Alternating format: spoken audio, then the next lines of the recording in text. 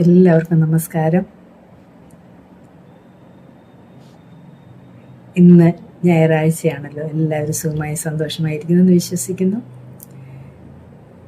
പ്രിയപ്പെട്ട മാതാപിതാക്കളെ, ഇന്ന് ഞാൻ നിങ്ങളുമായിട്ട് സംസാരിക്കുന്നത്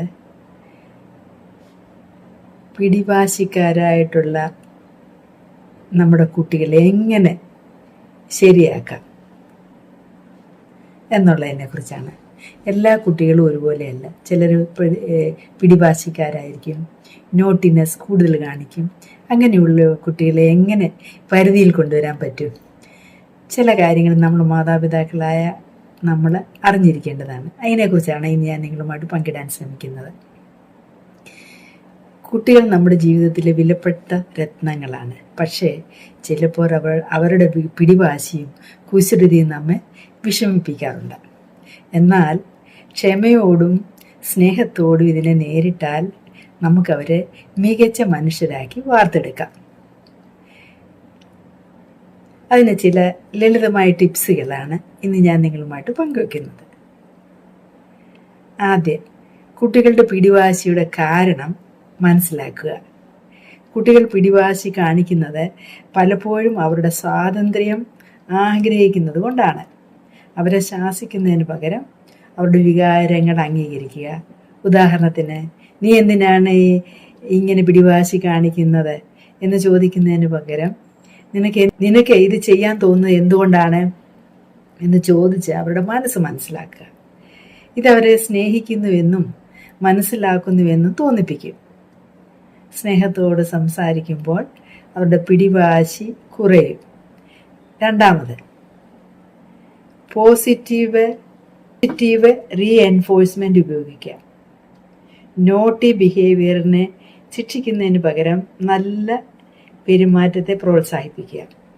ഉദാഹരണമായി, കുട്ടി കളിപ്പാട്ടങ്ങൾ വൃത്തിയാക്കിയാൽ വളരെ നന്നായി മോനെ എന്ന് പറഞ്ഞ് അവനെ പ്രശംസിക്കുക. ഇങ്ങനെ നീ എന്നും ചെയ്താൽ മമ്മി വളരെ സന്തോഷിക്കും എന്ന് പറയുക. ഒരു ചെറിയ പ്രതിഫലം കൊടുക്കാം.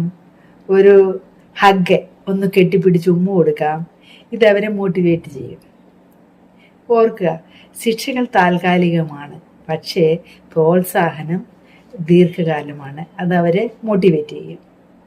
മൂന്നാമത്, റുട്ടീൻ സ്ഥാപിക്കുക.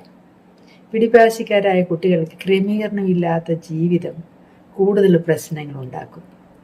ഒരു ദൈനംദിന റുട്ടീൻ ഉണ്ടാക്കുക. ഉറങ്ങാനുള്ള സമയം, കളിക്കാനുള്ള സമയം, പഠിക്കാനുള്ള സമയം, ഇതവരെ അച്ചടക്കമുള്ളവരാക്കും. ഉദാഹരണത്തിന്, ഭക്ഷണം കഴിക്കാൻ വിസമ്മതിച്ചാൽ ഇപ്പോൾ ഭക്ഷണം കഴിച്ചാൽ നമുക്ക് ഒരുമിച്ച് കളിക്കാമെന്ന് പറയുക. ക്രമം പാലിക്കുന്നത് അവരുടെ മനസ്സിനെ ശാന്തമാക്കും. നാലാമത്, മാതൃകയാകുക. കുട്ടികൾ നമ്മളെ അനുകരിക്കുന്നവരാണ്. നാം ക്ഷമയോട് പെരുമാറിയാൽ അവരും അങ്ങനെ ചെയ്യും. നോട്ടിയായിരിക്കുമ്പോൾ ശാന്തമായി സംസാരിക്കുക.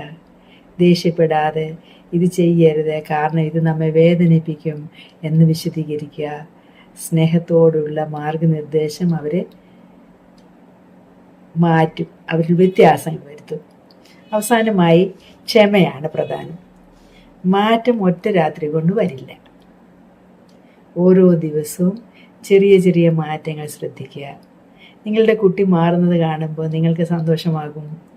ഇതുപോലുള്ള ടിപ്സുകൾക്കായി ഞങ്ങളുടെ ചാനൽ സബ്സ്ക്രൈബ് ചെയ്യുക, ലൈക്ക് ചെയ്യുക, കമൻ്റ് ഇടുക, നിങ്ങളുടെ അനുഭവങ്ങൾ പങ്കുവെക്കുക. എല്ലാവരും ദൈവം അനുഗ്രഹിക്കട്ടെ. നമ്മുടെ കുട്ടികളെയൊക്കെ നല്ലവരായി വളർത്തി നല്ല പൗരന്മാരാക്കാൻ ശ്രമിക്കാം. Thank you so much guys. Thank you.